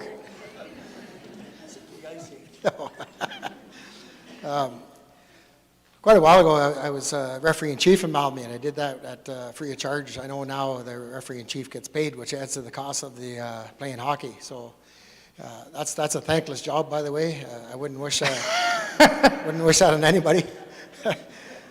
Sitting up at night trying to get referees. So I did that. And we're usually out at the fairs and supporting, at least money-wise. I don't mind dropping a few $100s in the beer gardens. And so we help out that way. And I was able to sit with Larry over there at the Teeswater Fair in a cesspool of water. So we were there for a Teeswater Fair as well. So no, we enjoy coming out and supporting that way. As I mentioned, we helped with the Formosa. I didn't help a lot, but I helped with the Formosa cement work there, and that was a fun time, I'll tell you, and I had lots of fun with the boys there. So that's all I got. Thanks.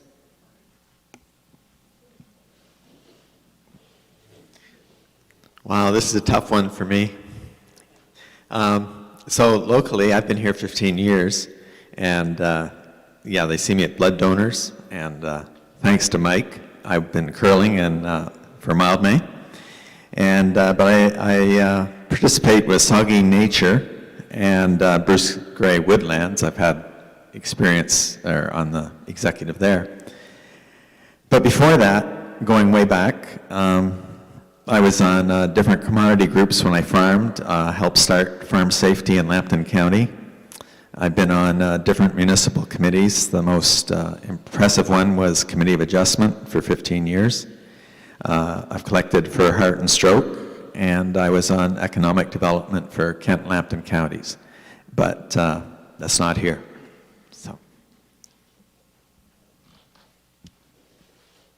So just a few things, I guess, that I've done over the years. Lived in Mildmay for 17 years, but I lived in Formosa as a younger person. So throughout life, of course, just like celebrating and having events.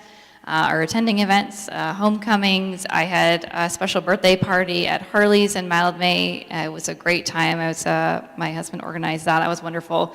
I've been on the parent council for Sacred Heart Mildmay. I'm in the Mildmay Baseball Executive as well. I joined that this year. They're really looking for volunteers, and they basically said if we don't have volunteers, it's going to fold. So I love baseball, so I definitely wanted to help out with that. We have 3 kids, and our youngest plays. I also joined the tree committee this year, which has been a very interesting adventure. I really like conservation and love adding green space to our communities. So that's just a few things, but I'm sure there's lots more that I could think of, but thank you.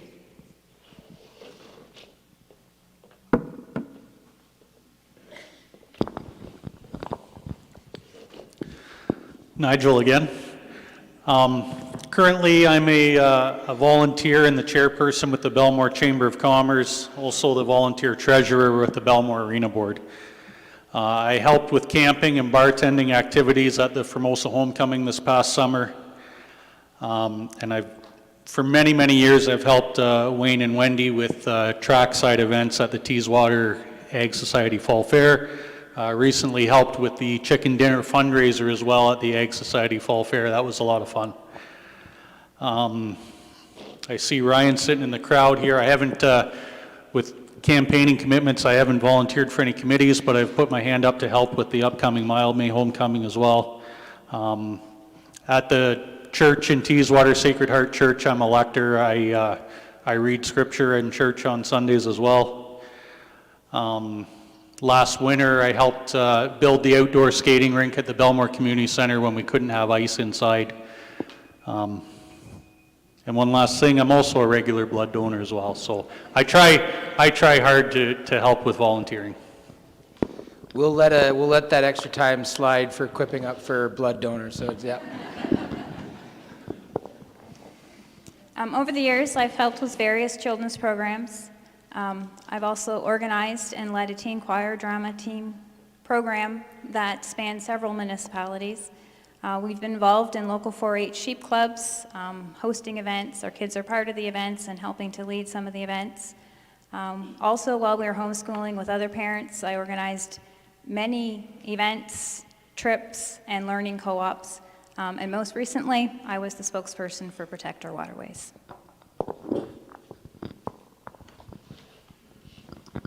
20 years ago, I was the editor and publisher of the Teeswater Observer, which some of you might remember. It ran for 3 years and was distinguished by having a picture of our children in every single issue.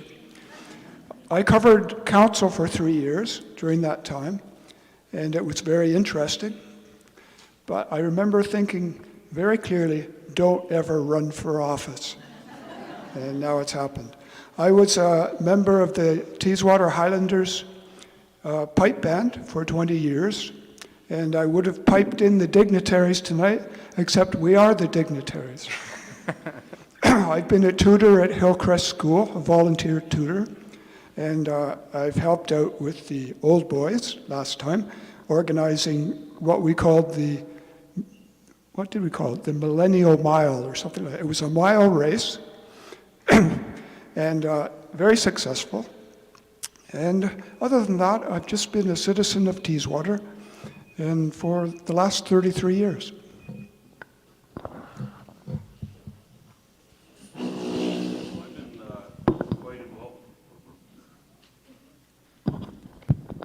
Yep, there we go. So I've been quite involved in the communities. Like I said, I'm probably the longest serving president of the Malmey Curling Club. It's been over 30 years now, and I'm still going. Yeah, and I've been past president of the Ag Society. I help with fair takedowns, fair setups. I've been involved with the Famosa homecomings, the Malmey homecomings. I'm usually running a lot of grills all over the place, or some deep fryers somewhere. In my spare time, I even cook up at the campground. So I spend a lot of time trying to help out the community, and also a lifetime member of the Ontario Federation of Anglers and Hunters. I don't know if that helps. Doesn't hurt. Well, most of you aren't used to seeing my face around at many events in town, I know. We've been in town for 37 years. In those 37 years, I've been a ball coach, a Kinsman member for 20 plus years, holding several positions there. I've sat on 2 homecoming committees, the Town Hall Revitalization Committee, and most recently, the Medical Center, which is a fabulous project that's starting to really come to fruition, and our hats go off to the many, many volunteers and volunteer hours that have gone into this project. So my hats are off to Dwight, Paul, Larry for leading the way on that. And the most recent volunteer job I've had is grandparent, and I enjoy it the most.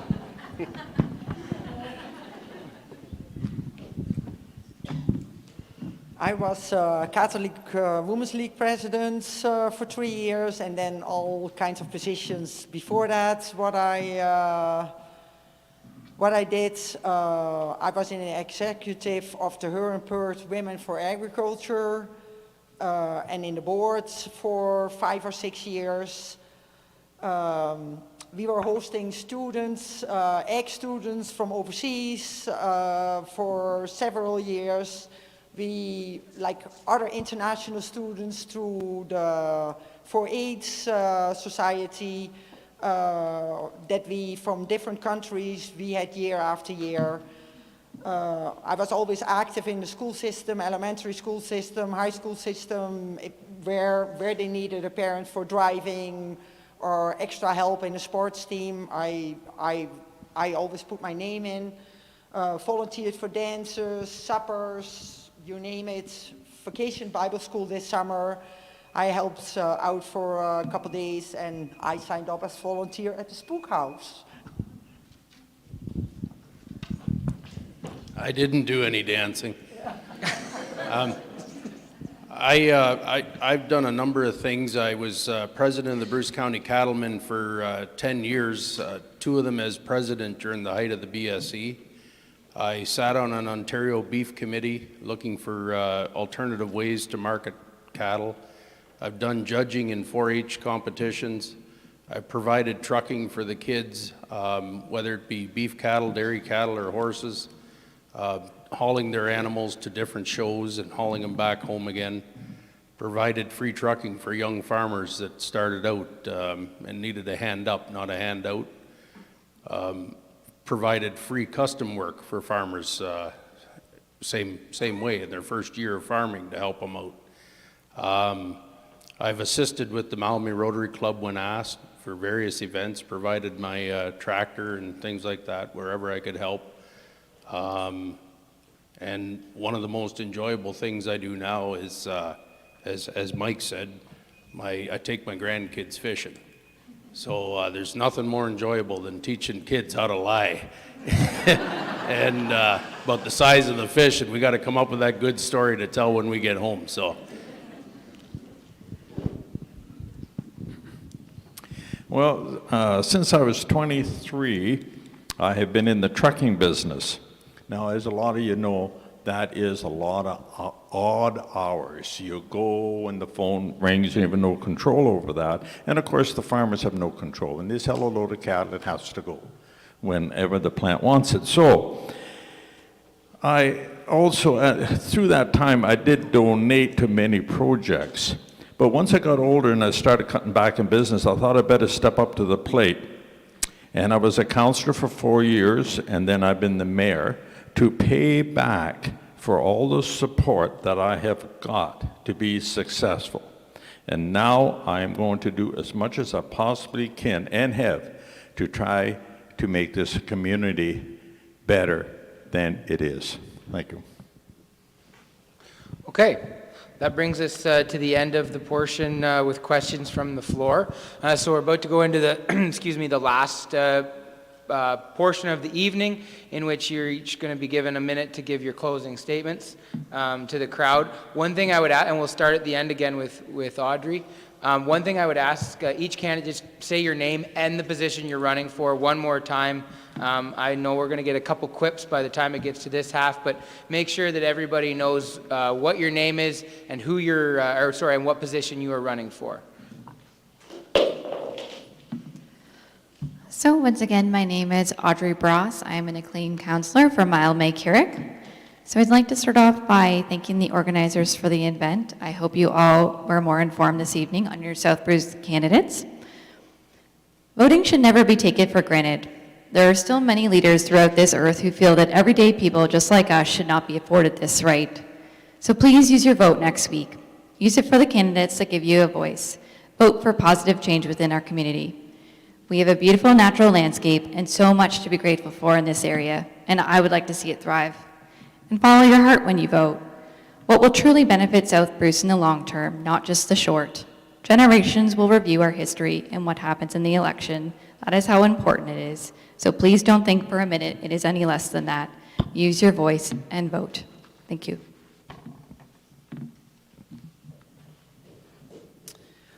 Sandy Bunker, running for councillor at large. I'm running for 3 reasons. First, I believe that voters benefit from having a choice of candidates, hopefully one of them who shares your views. Second, I believe that true democracies work best following a bottom-up approach, that you tell the politicians what is important, not the other way around. Thirdly, the Nuclear Waste Management Organization has been influencing events in South Bruce for the past decade. It is time for a referendum. Whether in favor of hosting a deep geological repository or not, the municipality needs to set its own vision. As Mark noted, businesses and families are reluctant to relocate to a divided community. A referendum allows a public discussion of both sides of this topic over a period of several months, not years. The answer to ask candidates running for question is when. My answer is as soon as possible. With your support, I hope to make that happen. As many know now, we were acclaimed, or I was, as well as Audrey there. I wasn't thrilled about being acclaimed because, number one, I don't mind a challenge for the election. Number two, you voters couldn't exercise your democratic right to vote in the Mountain area, so that was disappointing. But the good news is I have no campaign expenses to charge back to the municipality. So if you haven't figured out I'm conservative by now, somebody, you might want to talk to me after. This is the multi-million-dollar budget we're working with, and I look at it as a multi-million-dollar business. I said it in Formosa. We got to start running it that way. We got to stop making decisions based on popularity or because we're forced to make a decision by somebody else. It's a business we're running here. That's the way I'm going to vote, or vote in the council meetings. That's the way I'm going to try and run it as a business. To get back to the community, over the term of my council, I'm going to donate half my wage. I know it's not much, is what these guys tell me, but I'm going to donate half of it back to projects that are ongoing in the South Bruce municipality. The other half I'm going to put towards my high taxes. Thanks, Jeff, but I just want to correct something. The expenses that are incurred by candidates are out of their own pocket or donations from others, and we have to account for that in a very complete report. I spoke before about democracy, and thank you, Audrey, you brought that up, and especially this time of year when we come close to November the 11th. It is so important to cherish democracy. We've had some comments about an undemocratic process. I just want to remind you that a duly elected council in 2010 chose to go down this learning path to end up with the NWO on this project. And again, in 2014, the people were asked, and they chose to elect people that were in favor of continuing down that process. I know when I was elected in 2018, I was asked, I made it clear that I wanted to continue along that process, and I'm still committed to continuing along that process. There's been a couple of fallacies put out there. If anyone doesn't get the Mountain paper, there's a reprint of a letter on my table back there, a letter that's in the Mountain Crier. I'm Doug Crowder, running for council at large. The reason I'm running for council is because I care about my community. And I'm disheartened to see the friction within it. We need to have this nuclear waste issue resolved. A lot of what we discussed tonight depends on a consolidated effort. How can we continue building a community that's gotten to the point where people are divided and not speaking to one another? I believe the responsible thing is to have a referendum as soon as possible, end the discord and heal. Prolonging the decision will only make it worse. We need to know the path we will follow so we can get back to being a community with common goals. There are other candidates who feel as I do. If your thoughts align with mine and others, vote accordingly so we can put this behind us and move on. Thank you. I'm Robert Buckle, and I'm running again to be the mayor. I have a seat on the county, and I do speak up for our municipality. And I have two people right here, Rita and Michelle, that were at a county meeting that will testify to that. At least I hope they do. But one issue here, it seems to be lowering our taxes. I want to make sure everybody is aware, when you pay your property taxes, we here in South Bruce only get half, and the rest goes to education in Bruce County. So we have to keep applying for these grants that are out there, and we are getting them. Our staff is really doing a good job. Now, our arenas and pools, it costs about $500,000 to run then. So looking at ways of cutting costs, maybe we can set up 2 committees of council that are volunteer, they get volunteers, and they run those 2 facilities, and then maybe we can look at restructuring our departments down here. Maybe that's some way that we can save some money. Every little bit helps.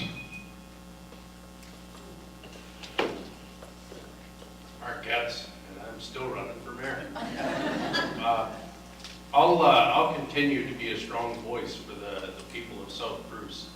I'll take that strong voice onto the county level and up further to the upper tier governments if need be. I believe, and I've said it before, and you've heard it many times tonight, there's all kinds of people who claim they're representing you, but then we need a referendum right away. Studies have been done.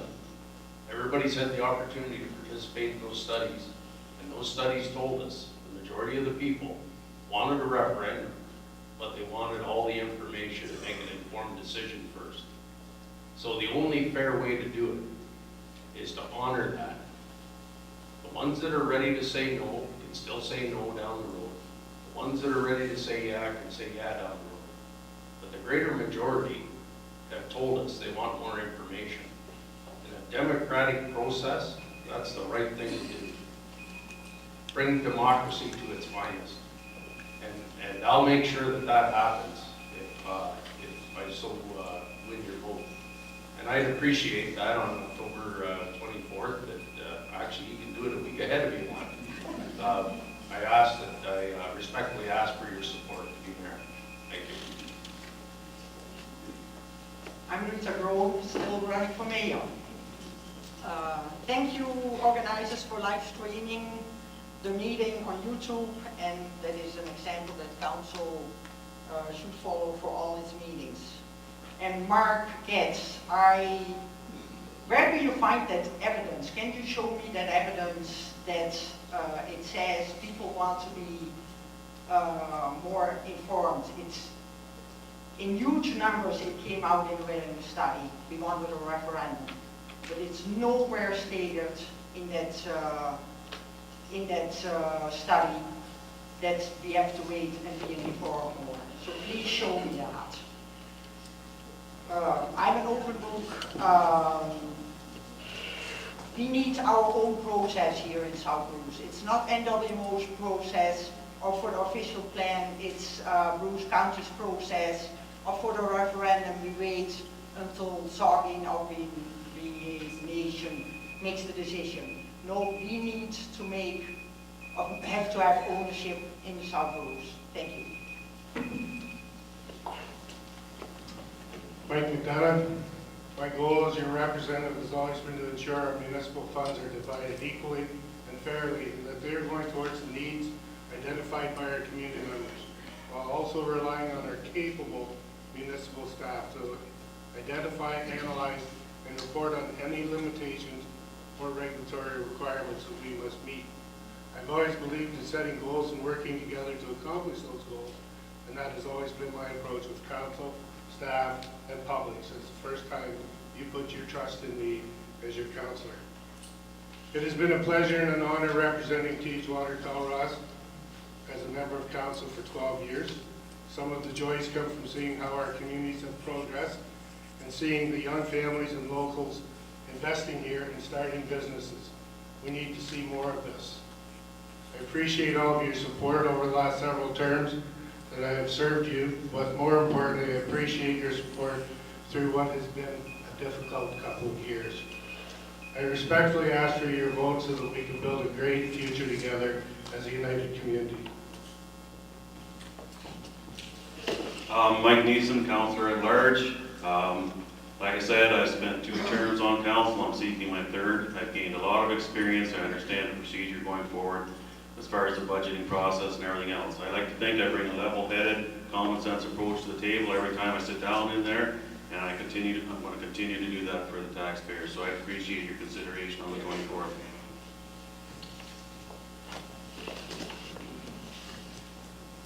Gord Ripley, Teeswater, Colorado, Council. In 11 days, the election will be over. One way or another, the fate of the DGR will be placed in your hands. And we can all go back to being neighbors here in South Bruce. The world outside is in turmoil. We may be on the verge of war, or more pandemics, or economic collapse. What seems like a dire decision or the chance of a lifetime is nothing by comparison. We will not be searching the rubble for our children's bodies. Let's put our animosity aside and move forward in our little corner of the world. It's all we have. Michelle Stein for Teeswater, Colorado. Thank you to the organizers for giving us this opportunity, and thank you to everyone who has come out tonight to engage in this election. Vote for a voice. You deserve a voice in which direction our community will go. By having a referendum as soon as possible, it's time to end the uncertainty. Whatever the outcome is, you deserve a voice in developing an official plan. We will record and post meetings so citizens can stay informed and invite the public to town hall meetings to share ideas and concerns in an informal manner. We will grow together to work in ways to improve our community. Whether your family has been here for many generations, or whether you've only lived here for several weeks, whether you're financially blessed, or whether you're still working hard to get ahead, if this is your municipality, you deserve a voice. Everyone deserves to be heard and welcomed. Thank you.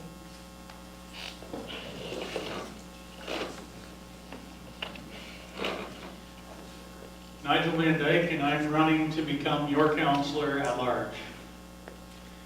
When I first mentioned running for council, someone said that it was a good idea. When I talked more about running, someone said that I would be good at it. But once I threw my hat in the ring, someone said that I gave them hope. Christopher Reeve once said, once you choose hope, anything is possible. This election is about making a choice. Do we choose to live in fear? Fear of growth or fear of change? Or do we choose to live in hope? Hope for opportunity, hope for our children, hope for our future. The choice is yours. Choose a council that will work for you. Choose a council that brings you hope. Choose Nigel Van Dyke to be your councillor. I believe a great future is in store for us here in South Bruce, and I look forward to working with all of you to realize it together. Thank you.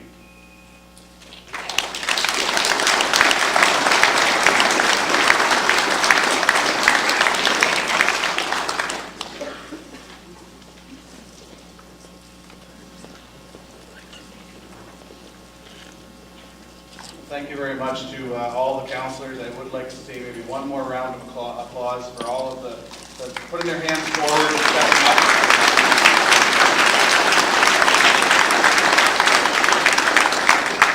As you've heard tonight, this is a controversial time in our community, and each one of these individuals is a passion, and we're all very fortunate that they're stepping up and engaging in democracy.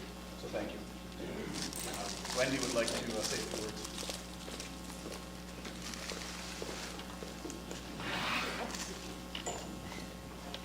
Stuart, on behalf of the South Bruce Community Business Association, the Teeswater Agricultural Society, and the Malamé Chamber of Commerce, we give our sincere thanks for you being here tonight, and did a great job, and we just really appreciate your time and your expertise.